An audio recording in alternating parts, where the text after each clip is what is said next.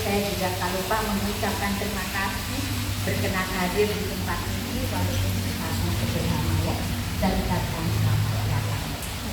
Hidupku tetap manis walaupun saya kencing manis.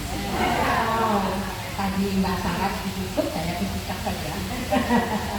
Ya, baik.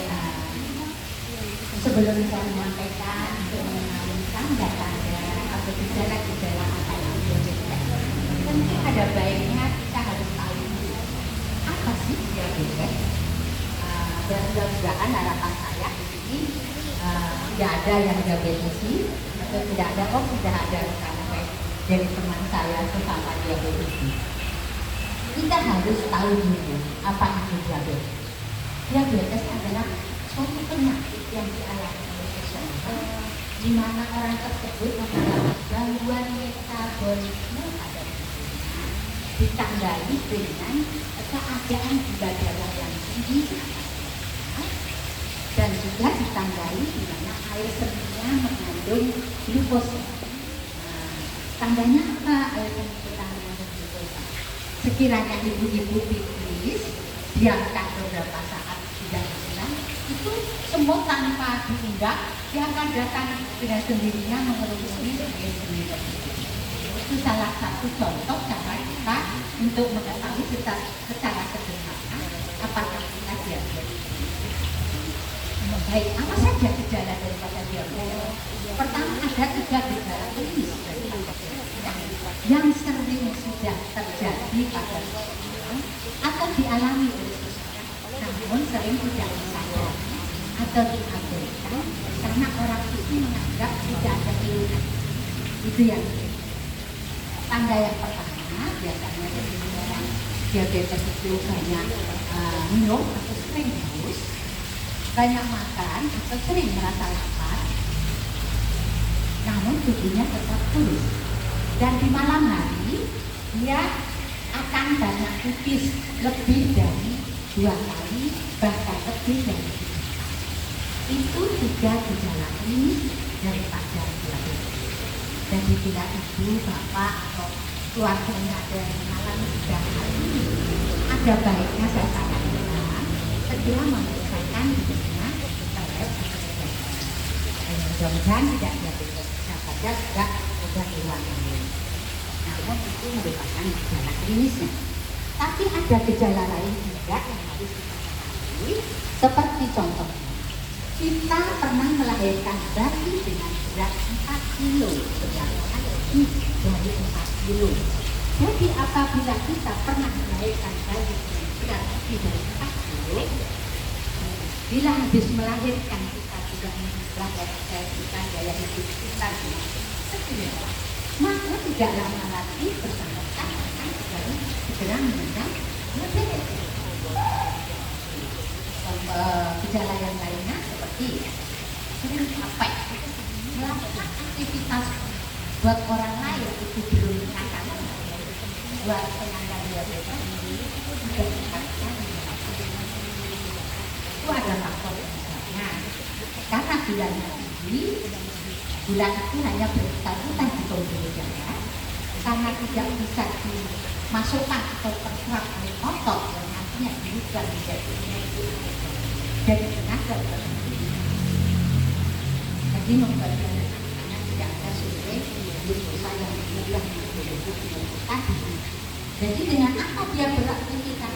Dengan memecahkan cadangan lemak yang ada di dalam tubuh kita. Maka bila lemak itu di dalam tubuh kita terus-menerus dan setiap hari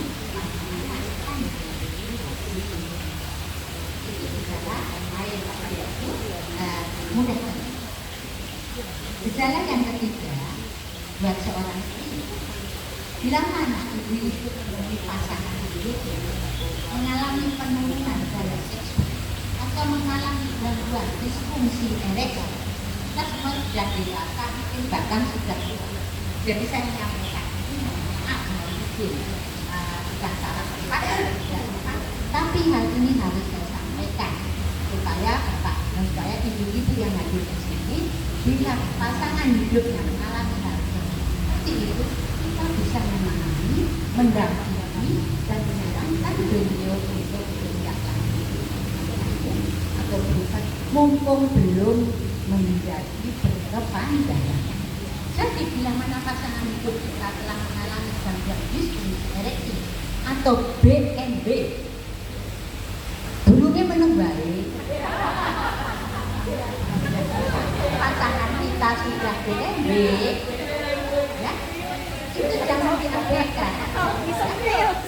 Ibu-ibu harus menjadi istri yang tepat, menjadi istri yang bermanfaat.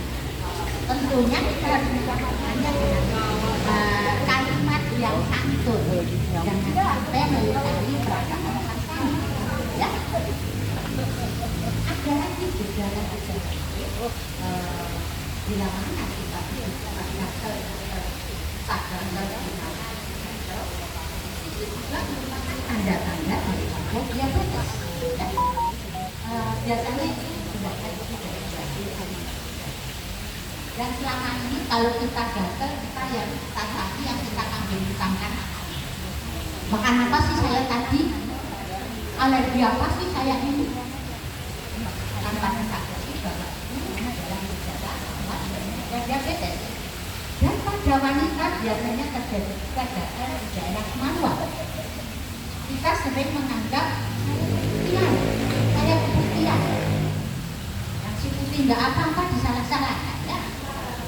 Jadi juga itu merupakan tanda dari ada juga gejala lainnya. Gigi kita goyang tanpa sebab. Kalau gigi kita goyang tanpa terasa sakit, nyeri apa-apa, tiba-tiba lekas. Ya. Itu juga harus kita pahami bahwa itu gejala diabetes. Namun yang sering terlihat atau secara kasat mata untuk kehidupan sehari-hari terlihat gejala yang mudah kita kenal bila luka lama sembuh, lukanya lama sekali sembuh. Saya ini dikasih waktu berapa menit? Sampai besok. Hanya 10 menit apa? Berapa menit?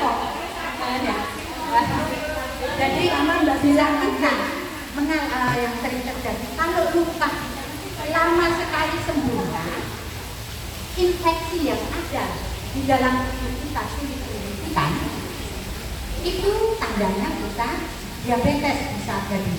Karena itu harus segera, dokter juga biasanya bila merawat luka itu lama sembuh, dokter akan segera melakukan tes gula darah, screening, dan hampir dipastikan kalau lukanya tidak sampai infeksi ke tulang juga tidak sembuh, itu hampir dipastikan dia diabetes. Dan bila sudah sampai ke tulang, itu sudah disebut juga dengan gangren, itu harus amputasi. Ya, tidak ada jalan atau pilihan, itu harus amputasi. Namun dengan mendengar gejala-gejala tadi yang saya katakan, janganlah enggak itu bisa di sini menjadi takut, tidak bisa. Ya. Sebetulnya kita mencegah jauh lebih baik. Tapi bila anugerah atau takdir itu sudah datang, kita tidak bisa. Ya, kita tidak bisa. Yang ada kita harus berjuang untuk melawan. Ya, untuk melawan. Apa yang saya lakukan selama ini saya melawani?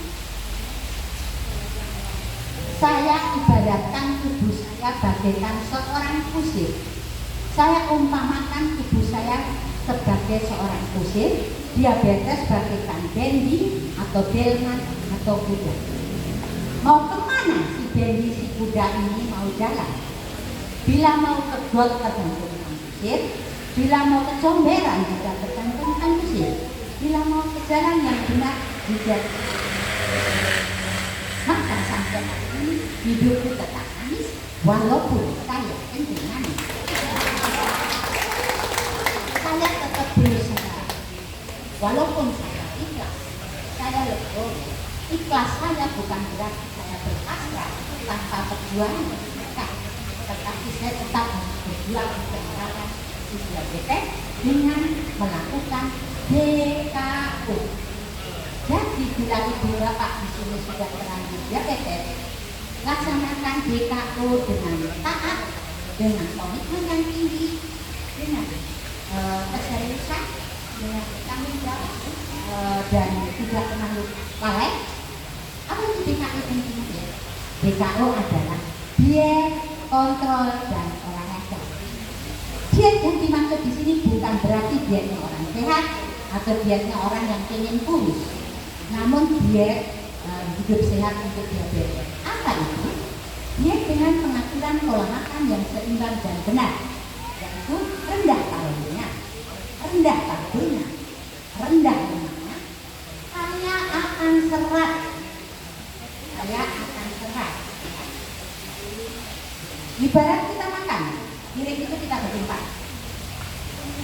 Yang separuh setengah kita isi serat dan sayuran. Yang seperempat kita isi protein, boleh hewani, boleh nabati, apapun. Judulnya pokoknya protein. Yang seperempat lagi karbohidrat, namun yang bijaksana dan ternyata dalam memilih karbohidrat. Pilihlah karbohidrat yang baik, karbohidrat yang kompleks, aman buat penyandang diabetes. Contohnya apa?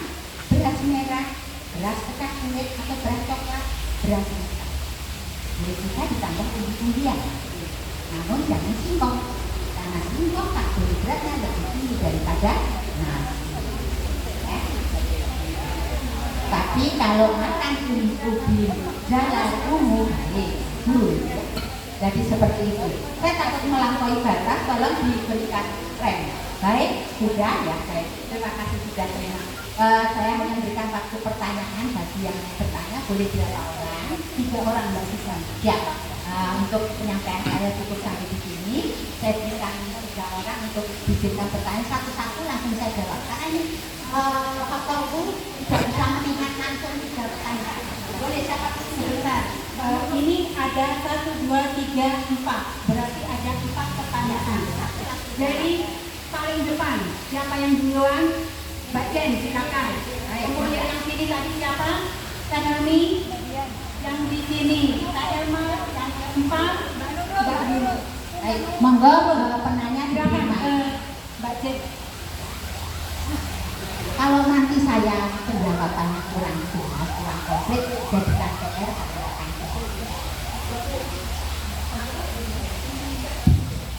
aku tidak diabetes, tapi aku suka lihat ada teman yang kakinya hitam. Katanya kalau kakinya hitam itu gejala diabetes. Baik, cuma saya jawab. Itu bukan lagi gejala, namun sudah mengarah ke komplikasi neuropati kaki diabetes. Nah, itu menjadi hitam karena pembuluh darah saraf kakinya sudah mengalami gangguan neuropati. Sehingga suplai oksigen dan suplai darah tidak sampai kepada serabut pembuluh darah kaki yang paling kecil, sehingga ada terjadi hambatan-hambatan pada pembuluh saraf kakinya, sehingga dia menjadi menghitam. Biasanya diawali dengan gejala kesemutan, kebas, mati rasa, gatel, kakinya gatel. Itu gejala awal, gejala dini daripada neuropati pada kaki. Cukup jelas. Itu harus disampaikan kepada dokter. Dokter nanti akan memberi obat untuk pencegahan neuropati. Namun dia tetap harus berolahraga, terutama senam kaki diabetes, atau banyak berjalan agar peredaran darahnya menjadi lancar. Seperti itu. Karena memang untuk diabetes DKO sudah menjadi wajib hukumnya untuk tetap dilakukan. Apakah cukup jelas? Ya, terima kasih. Terima kasih Mbak Jen. Pertanyaan kedua. Pertanyaan berikutnya oleh Kak Helmi. Silakan Kak Helmi. Terima kasih. Ini dialami mama saya kenapa jadi gini, saya kan tidak mengerti ya. Jadi mama saya itu tiba-tiba ngedrop 40 pingsan. Saya lagi ngedrop lagi 400, ngedropnya tinggi. Itu bukan ngedrop, kalau itu apa? Hiper. Ya, hiper. Pingsan lagi. Pikiran tuh udah itu yang jadi gimana tuh cara seperti itu. Terima Baik. kasih. Itu pertanyaan dari Mbak Helmi itu disebut dengan komplikasi akut, komplikasi yang sifatnya mendadak. Yaitu komplikasi akut ada hipoglikemi, yaitu turun di bawah normal, bisa sampai di bawah 70. Kalau sudah di bawah 50, buka mata pun tak bisa, bicara pun tak sanggup, sehingga untuk diberikan cairan untuk tenaga untuk menelan cairan itu tidak ada. Jalan satu-satunya harus dibawa ke rumah sakit. Nanti di rumah sakit akan disuntik dengan glukosa, sehingga itu hanya pihak rumah sakit yang bisa melakukan. Namun bila hiponya baru angka 70, masih mampu bicara, mampu duduk, namun sudah tidak fokus, yang ada ini marah, dan gemetar, keringat dingin segede jagung, kepala kelihatan, emosi tinggi, hitung sampai 10 sampai 50 sudah tidak bisa.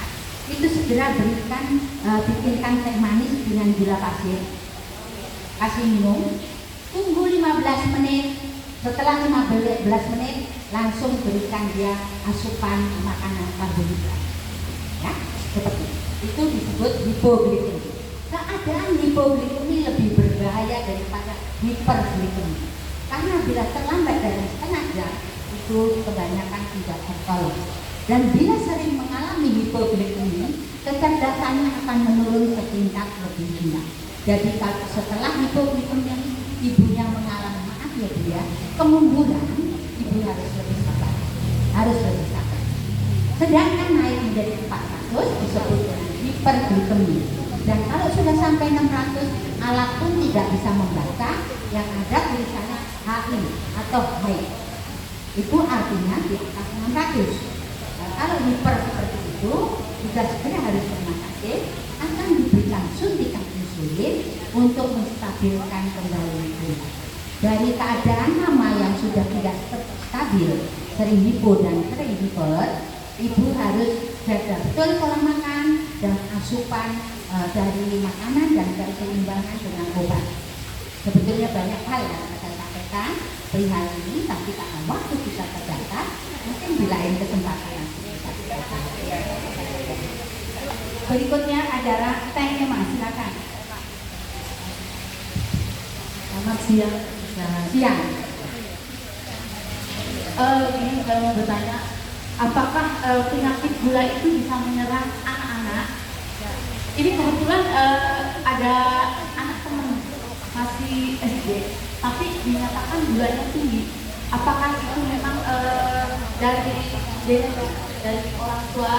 Sedangkan kedua orang tuanya tidak ada gula, tapi memang kakek neneknya ada gula.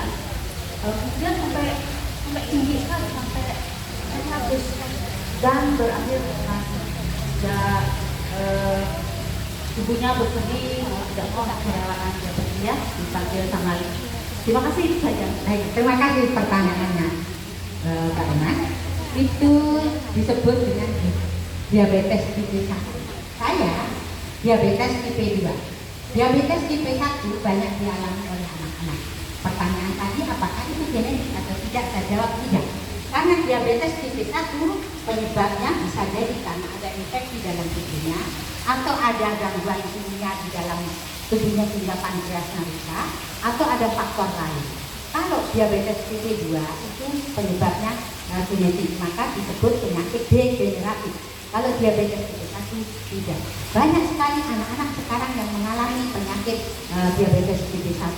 Dan kerusakan itu karena faktor pola makan juga bisa terjadi, karena banyak minum soft drink anak-anak, minum makan coklat dan kemasan-kemasan minuman botol yang, dan itu sangat fatal.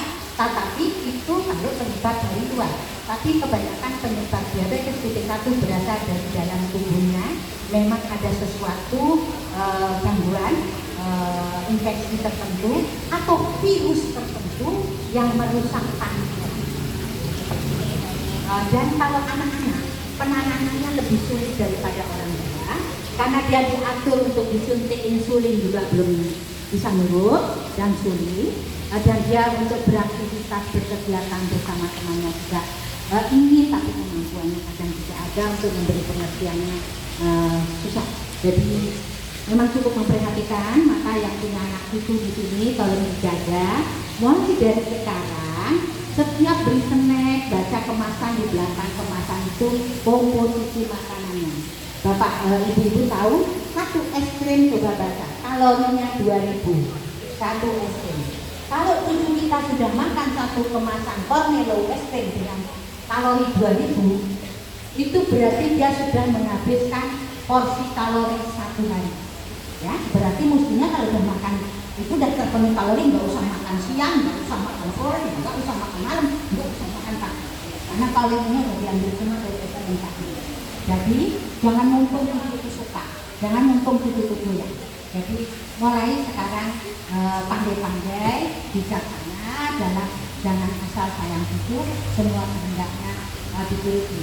Memang kalau es krim berikan saja yang tak kecil, asal cucunya tersampaikan keinginan makan es krim, mungkin yang 500 kalori atau 200 kalori, jangan dibeli yang besar 2000 kalori.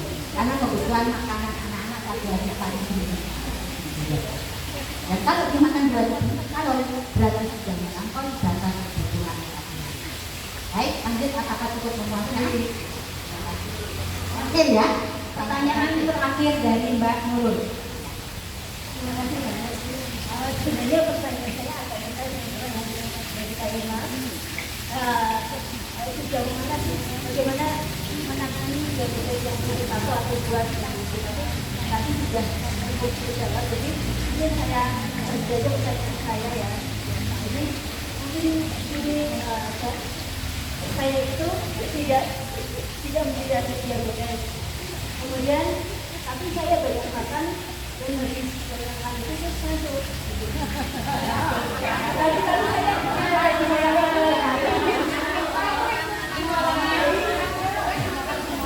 jadi bagaimana saya tahu bahwa saya masih dalam batas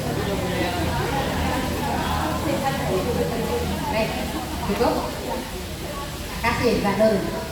Banyak yang suka berpikir, wah ini saya habis makan, makannya ngantuk.